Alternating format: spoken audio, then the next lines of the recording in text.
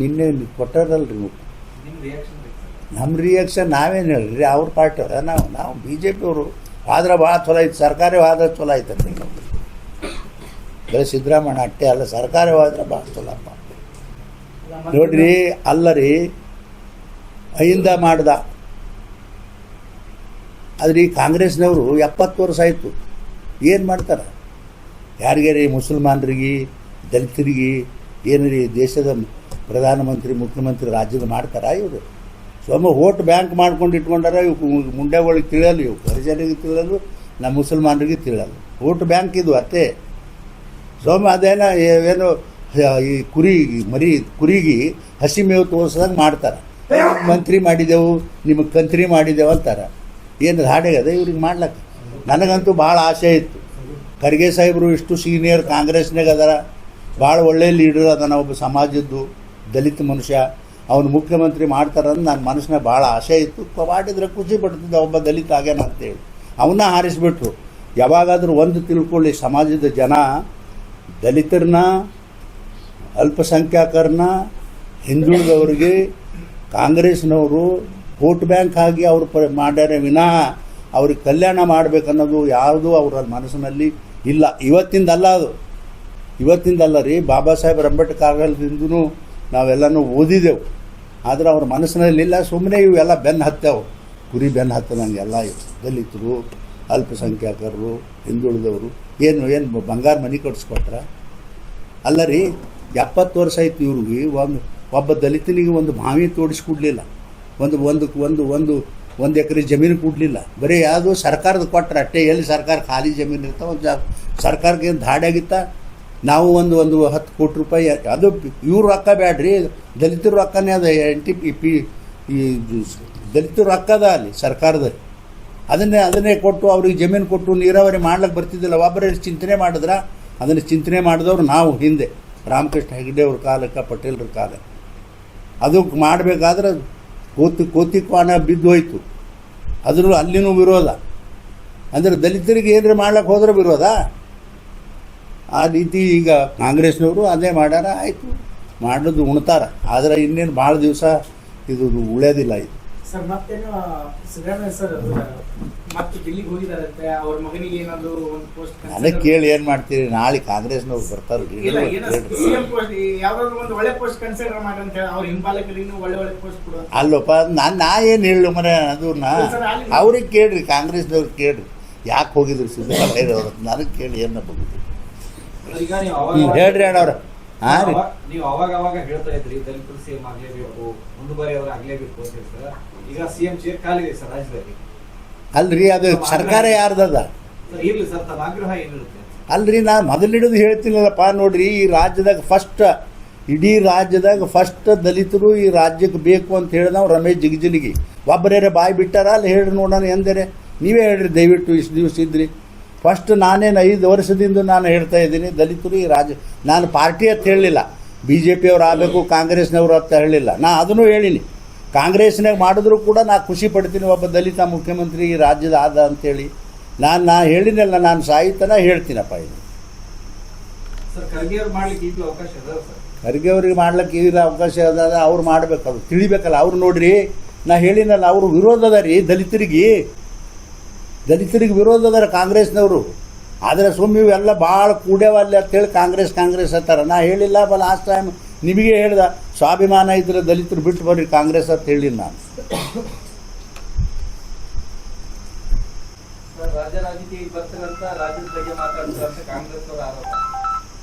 ಹ್ಯಾಂಗ್ರಿ?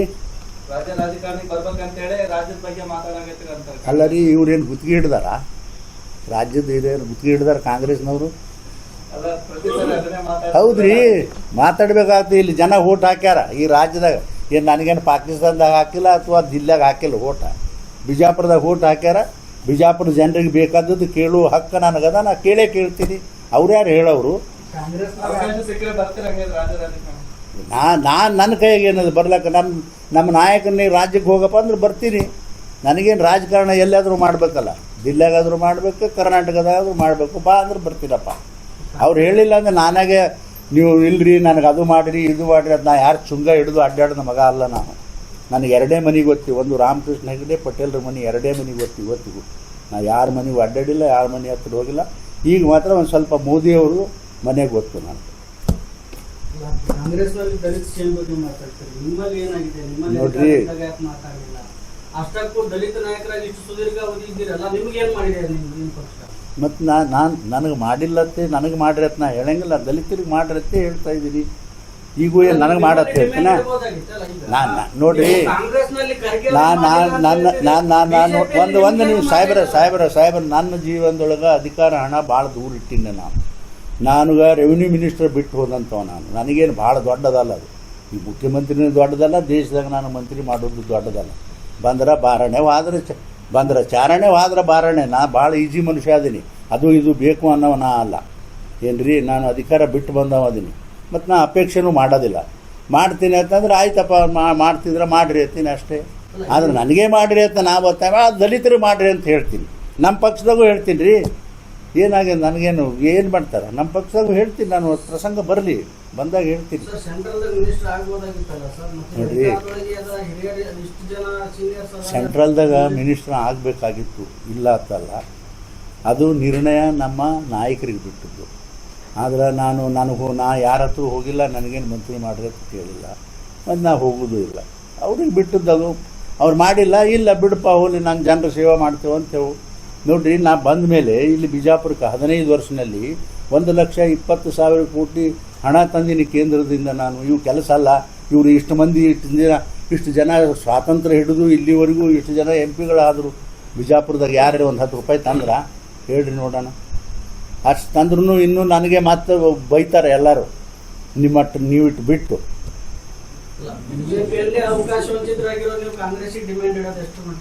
ಸರ್ ನೋಡ್ರಿ, ನನ್ನ ಪಕ್ಷದಲ್ಲಿ ನಾನು ಡಿಮ್ಯಾಂಡ್ ಇಡೋದಿಲ್ಲ ಅಂತಲ್ಲ. ಇದು ಹೇಳೋದು ದಲಿತರಿಗೆ ಮಾಡ್ರಿ ಅಂತ ಹೇಳ್ತೇವೆ ಈ ರಾಜ್ಯದಾಗ.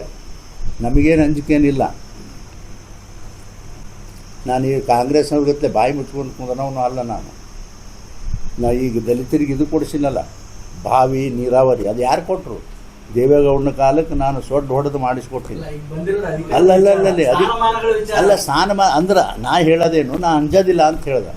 ಅವತ್ತು ದೇವೇಗೌಡರು ಇದ್ದರು ಮುಖ್ಯಮಂತ್ರಿಗಳು, ಹೊಡೆದಾಟ ಮಾಡೀನಿ ಕ್ಯಾಬಿನೆಟ್ನಾಗ. ದಲಿತರಿಗೆ ಬಾವಿ ಆಗಬೇಕು, ಯಾರಿಗೆ ಜಮೀನಿಲ್ಲ ಜಮೀನು ಕೊಡಬೇಕು, ಯಾರು ಜಮೀನದ ಅವ್ರಿಗೆ ಬಾವಿ ಹಾಕಿ ಕೊಡಬೇಕು, ಪುಕ್ಕಟ್ಟ ಹೊಡೆದಾಟ ಮಾಡಿಸ್ಕೊಟ್ಟಿದ್ವಿ. ಮತ್ತು ಮುರಾರ್ಜಿ ಶಾಲೆ ಮಾಡಲಿಲ್ಲ.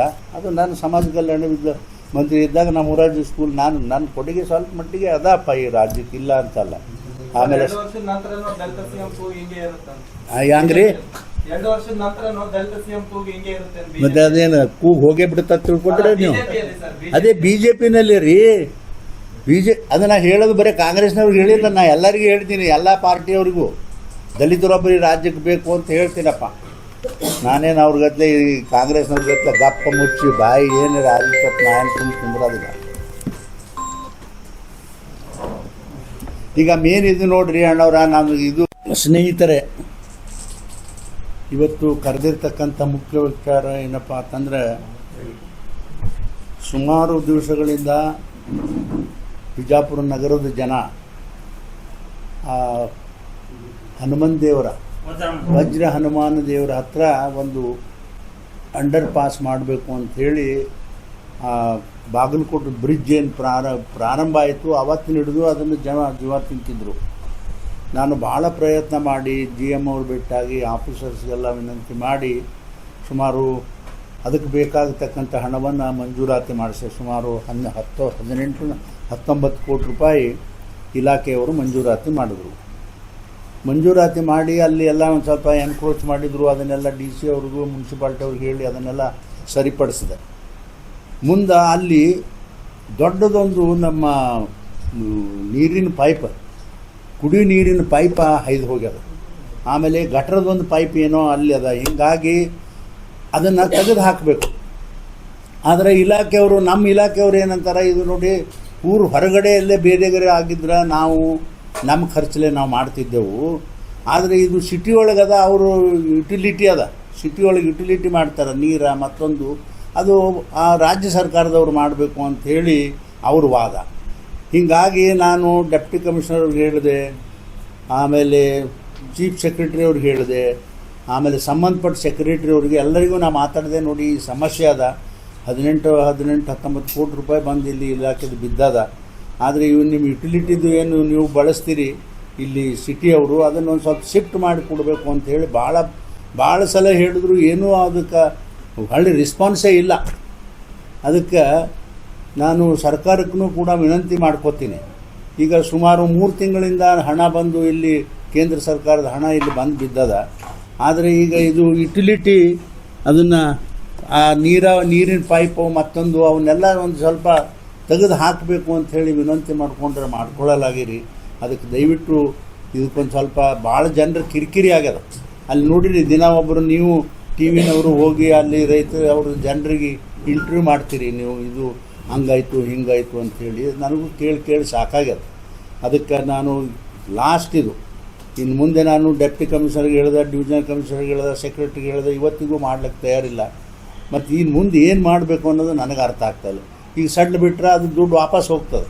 ಅವ್ರು 18 ಕೋಟಿ ಇಲ್ಲಿ ಬಿದ್ದದ, ವಾಪಸ್ ಹೋಗ್ಬಿಡ್ತಾವೆ. ವಾಪಸ್ ಹೋಯ್ತು ಅಂತಂದ್ರೆ ಅದಕ್ಕೆ ಜವಾಬ್ದಾರಿ ಯಾರು?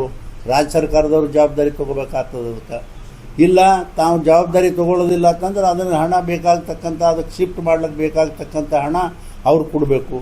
ಆದರೆ ಅವ್ರು ಕೆಲವೊಬ್ಬರು ಏನು ಹೇಳ್ತಾರೆ ಇಲ್ಲಿ ಸರ್ಕಾರದಾಗ, ಅಲ್ರಿ ಅದು ನೀವೇ ರೈಲ್ವೇದವ್ರು ಯಾವುದಕ್ಕೆ ಮಾಡ್ತಾರೆ? ಅವ್ರು ಉಪಯೋಗ ಮಾಡ್ತಾರೆ.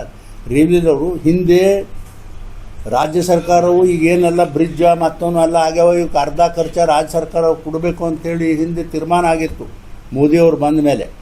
ಆಮೇಲೆ ಇವರು ಯಾರೂ ಅಂದ್ರೆ ರಾಜ್ಯ ಅಂದರೆ ಕರ್ನಾಟಕ ಒಂದೇ ಅಲ್ಲ, ಬೇರೆ ಬೇರೆ ರಾಜ್ಯಗಳಲ್ಲಿ ಯಾರೂ ಅದಕ್ಕೆ ಅವಕಾಶ ಕೊಡಲಿಲ್ಲ, ಅವ್ರು ಹಣ ಕೊಡಲಿಲ್ಲ. ಹೀಗಾಗಿ ಕಡೆಗೆ ಏನು ಮಾಡಿದ್ರು, ಮತ್ತೊಂದು ಸಲ ಕ್ಯಾಬಿನೆಟ್ ಮೀಟಿಂಗ್ ಕರೆದು ಎಂಟೈರ್ ಏನು ಊರು ಹೊರಗಡೆ ಏನು ಕೆಲಸ ಇರ್ತದೆ ಅದೆಲ್ಲ ನಾವೇ ಕೇಂದ್ರ ಸರ್ಕಾರದವರೇ ಬರೆಸ್ಕೊಂಡು ಕೆಲಸ ಮಾಡೋಣ ಅಂಥೇಳಿ ಮಾಡ್ಕೋತದಾರ. ಆದರೆ ಈ ಸಿಟಿನೊಳಗೂ ಕೂಡ ಅವ್ರಿಗೆ ಮಾಡಂದ್ರೆ ಅವ್ರು ಹೆಂಗೆ ಮಾಡ್ತಾರ ಅಂತಕ್ಕಂಥದ್ದು ಪ್ರಶ್ನೆ ಈಗ.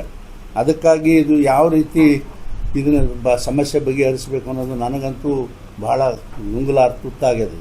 ಯಾಕಂದರೆ ಜನ ಪಾಪ ಅವ್ರಿಗೆ ಇಲ್ಲ ಅದನ್ನು ಆಗಿಲ್ಲ ಅಂತಂದ್ರೆ ಜನ ಏನು ಮಾಡೋಕೆ ಅವ್ರ ಗೇಟ್ ಬಂದ್ ಮಾಡಿಬಿಡ್ತಾರೆ. ಈಗ ದಿವ್ಸಕ್ಕೊಂದು 20-30 ಟ್ರೈನ್ ಹೋಗ್ತಾವೆ, ಅಲ್ಲಿ ತೊಂದರೆ ಆಗ್ತದೆ. ಆಮೇಲೆ ಇವು ಬಸ್ಗಳು ಬಸ್ಗಳು ಈ 4 ವೀಲರ್ 2 ವೀಲರ್ 1 ಕಿಲೋಮೀಟರ್ ಗಟ್ಟಲೆ ಅಲ್ಲಿ ಹಿಂದೆ ನಿಂದಿರ್ತಾವೆ.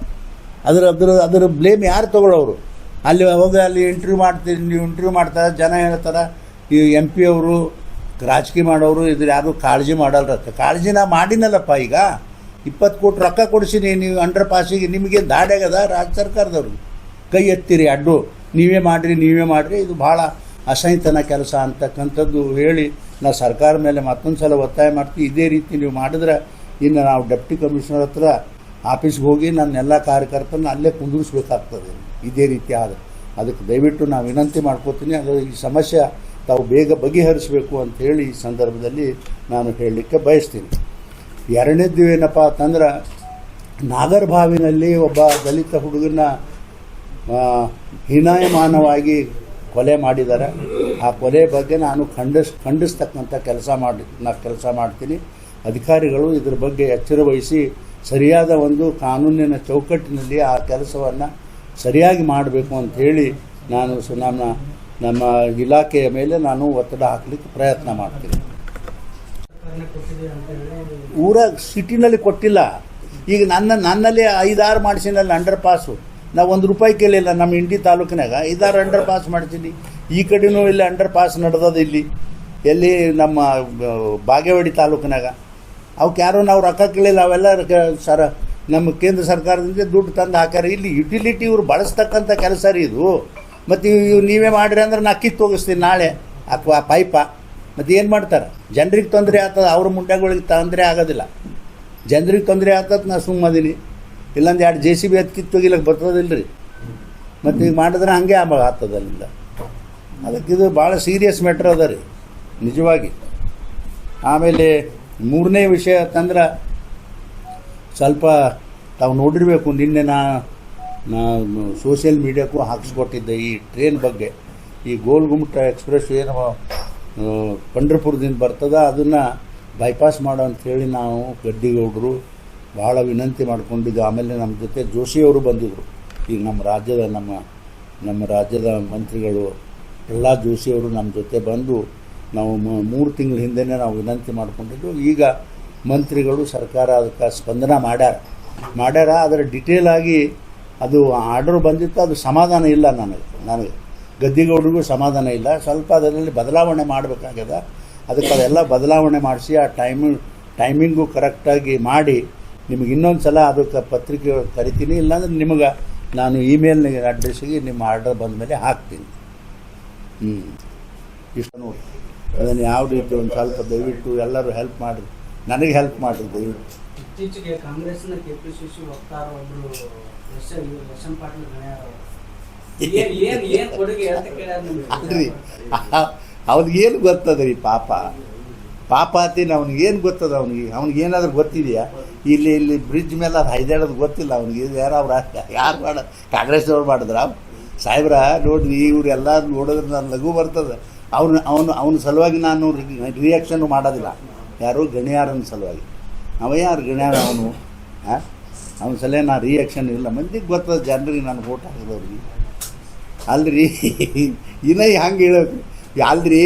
ಬಿಜಾಪುರಕ್ಕೆ 6 ನ್ಯಾಷನಲ್ ಹೈವೇ ಬಂದು, ಆಮೇಲೆ ಬಿಜಾಪುರ 6 ಸರ್ಕಲ್ ನ್ಯಾಷನಲ್ ಹೈವೇ ಮೇಲೆ ಒಂದು ರಿಂಗ್ ರೋಡ್ ಆಗ್ತದೆ. ಅದು ಇವತ್ತು ನಾಳೆ 750 ಕೋಟಿ ರೂಪಾಯಿದು. ಇಟ್ಟು ಕೆಲಸ ಗಣ್ಯಾರನ ಪಾರ್ಟಿಯವ್ರು ಯಾರೇ ಮಾಡಿದ್ರ? ಗಣ್ಯಾರ ನಾನು ಕೇಳೋಕೆ ಏನು ನೈತಿಕ ಹಕ್ಕದ ಅವ್ನಿಗೆ ಹೇಳ್ರಿ ನೋಡೋಣ. ಅವನಿಗೆ ಉತ್ತರನೂ ಹೇಳಂಗಿಲ್ಲ, ನಾನು ಹೇಳಕ್ಕೂ ಹೋಗಿಲ್ಲ. ಸುಮ್ಮನೆ ನೀವು ಕೇಳ್ತೀರ ಅಂತ ಹೇಳಿದ್ವಿ ಅಷ್ಟೇ. ಈಗ ಅಂಡರ್ ಪಾಸ್ ಇದೆ ಮೇನ್ ನೋಡ್ರಿ, ಅದನ್ನ ಸಿಗಂದೂರೇಶ್ವರಿ. ಓಂ ಶ್ರೀ ಸಿಗಂದೂರು ಚೌಡೇಶ್ವರಿ ಜ್ಯೋತಿಷ್ಯ ಕೇಂದ್ರ. ಶ್ರೀ ಚೌಡೇಶ್ವರಿ ದೇವಿಯ ಉಪಾಸಕರಾದ ಹಾಗೂ ದಕ್ಷಿಣ ಕನ್ನಡ ಪ್ರಖ್ಯಾತ ದೈವಶಕ್ತಿ ಜ್ಯೋತಿಷ್ಯ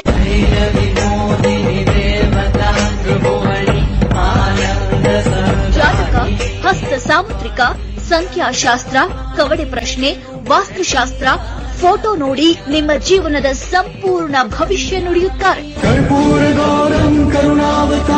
ವಿದ್ಯೆ, ಉದ್ಯೋಗ, ಮದುವೆ, ದಾಂಪತ್ಯ ಕಲಹ, ಸಂತಾನ, ಶತ್ರುಕಾಟ, ಜಾತಕ ದೋಷ, ದುಷ್ಟಶಕ್ತಿ, ಮಾಂತ್ರಿಕ ಕ್ರಿಯೆಗಳಿಗೆ ಪರಿಹಾರ ನೀಡುವ ಮಹಾ ಮಾಂತ್ರಿಕರು. ವಿಶೇಷ ಸೂಚನೆ: ಗಂಡ ಹೆಂಡತಿ ಜಗಳ, ಅತ್ತೆ ಸೊಸೆ ಕಿರಿಕಿರಿ, ಮಕ್ಕಳು ಪ್ರೀತಿ ಪ್ರೇಮದಲ್ಲಿ ಬಿದ್ದು ತಂದೆ ತಾಯಿಯರ ಮಾತು ಕೇಳದಿದ್ದರೆ, ಪರ ಸ್ತ್ರೀ ಪರ ಪುರುಷ ವ್ಯಾಮೋಹ ಬಿಡಿಸಲು, ಸ್ತ್ರೀ ಪುರುಷ ವಶೀಕರಣದಿಂದ ಇಷ್ಟಪಟ್ಟವರು ನಿಮ್ಮಂತಾಗಲು, ಸಾಲದ ಬಾಧೆ, ಜಾಗ ಜಮೀನು, ಕೋರ್ಟ್ ಕೇಸ್, ಕುಟುಂಬ ಸಮಸ್ಯೆಗಳಿದ್ದರೆ, ಅಮಾವಾಸ್ಯೆ, ಹುಣ್ಣಿಮೆ, ಸೂರ್ಯ ಚಂದ್ರ ಗ್ರಹಣಗಳ ಪೂಜಾ ಜಪ ಸಿದ್ಧಿಯಿಂದ, ಕೇರಳದ ತಾಂತ್ರಿಕ ದೈವಿಕ ರಹಸ್ಯ ಪೂಜೆಗಳಿಂದ 5 ದಿನಗಳಲ್ಲಿ ಫೋನಿನ ಮುಖಾಂತರವೇ ಶಾಶ್ವತ ಪರಿಹಾರ ಮಾಡ್ತಾರೆ. ಶ್ರೀ ನಿಮ್ಮ ಜೀವನದ ಯಾವುದೇ ಸಮಸ್ಯೆ ಇದ್ದರೆ ಫೋನಿನ ಮುಖಾಂತರ ಪರಿಹರಿಸಿಕೊಳ್ಳಿ.